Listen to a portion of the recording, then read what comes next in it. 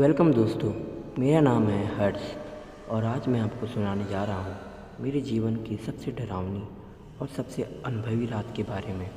दोस्तों, ये बात तब की है जब मैं क्लास 10 में पढ़ता था। उस समय मैं लखनऊ के एक हॉस्टल में रहता था। होली की छुट्टियाँ हुई थी और मैं घर आने के लिए बहुत एक्साइटेड था। हमारे घर के बीच में एक गांव पड़ता है जिसका नाम है बरगदवा। दोस्तों, मैं लखनऊ से बढ़नी ट्रेन के रास्ते पहुंचा तो उस समय 5 बज रहे थे। मुझे कोई साधन नहीं दिख रहा था।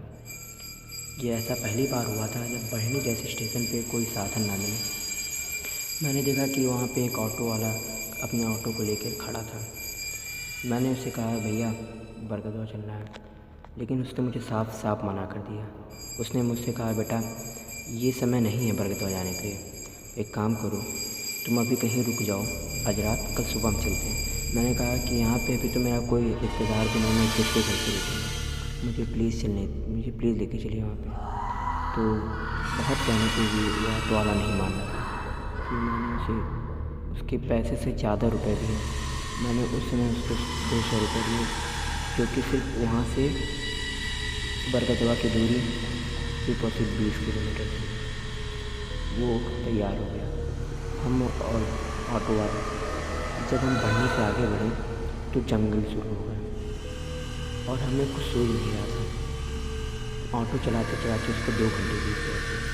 मैंने उससे कहा कि भैया ये आखिर अभी तक बरगदवा आया क्यों नहीं।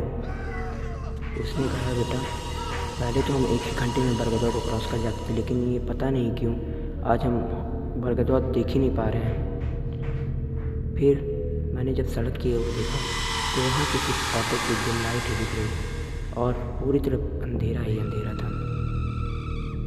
मैंने देखा कि सामने से एक औरत जा रही थी। मैंने उससे कहा, वो हेलो आप सुन रही हैं, लेकिन इधर से कोई रिस्पॉन्स नहीं आया। मैंने फिर उससे कहा, कह रही हैं क्या, सुन नहीं पा रही हैं। उसने तब भी कोई रिप्लाई नहीं दिया। फिर ऑटो वाले ने कहा, ए बुढ़िया तुझे सुनाई नहीं दे रहा है, बरगदवा का रास्ता किधर से ये बता। उसके ये बोलते ही उसने अपनी बाईं उंगली को दाहिनी ओर के रास्ते पे दिखाया जहाँ से एक मोड़ था। ऑटो वाले ने और मैंने उस औरत का शुक्रिया किया और ऑटो चलाया। फिर जब हम उस मोड़ पे पहुँचे तब हमने अचानक देखा कि वो औरत हवा में उड़ रही थी और वो हमारे ऑटो की तरफ दौड़ रही थी। ये देख के मैं काफ़ी डर गया और मैंने बहुत ज़ोर से चिल्लाया और वो औरत भी चिल्ला रही थी। जब ऑटो वाले ने अपने साइड मिरर से ये देखा तो वो भी डर गया और उसने ऑटो बहुत तेज़ भगाया। और जब भी मैं पीछे देखता था मुझे दिखती थी वही औरत, वही डरावनी औरत जो कि सफ़ेद साड़ी में हम लोग के पीछे पड़ी हुई थी। ये दृश्य मेरी आंखों के सामने से ख़त्म ही नहीं हो रहा था कि तभी हमारी ऑटो का टायर पंचर हो गया। ऑटो वाले ने जब टायर बनाने के बारे में सोचा तो उसका रूह कांप गया, क्योंकि जंगल में सिर्फ हम और ऑटो के ड्राइवर थे। बहुत हिम्मत करने के बाद ऑटो का ड्राइवर टायर सही करने लगा।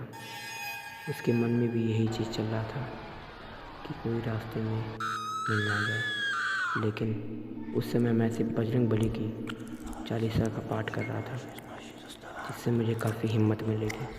कुछ समय बाद दोस्तों ऑटो का टायर सही हुआ और वहाँ कोई नहीं आया। फिर ऑटो ड्राइवर ने जिस तरह की गाड़ी भगाई, मैंने उस तरह की गाड़ी चलाते हुए किसी ऑटो वाले को आज तक नहीं देखा।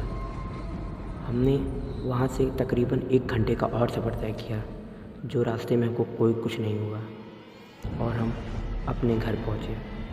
फिर अगले दिन जब मैंने अपनी दादी को ये बात बताई तो दादी ने मुझे कहा कि बेटा तुम बहुत भाग्यशाली थे कि तुम बच गए, नहीं तो उस रास्ते से आने वाले कई सारे नौकरों को रात में वहाँ जाते तो देखा है, परंतु सुबह लौट के आते नहीं।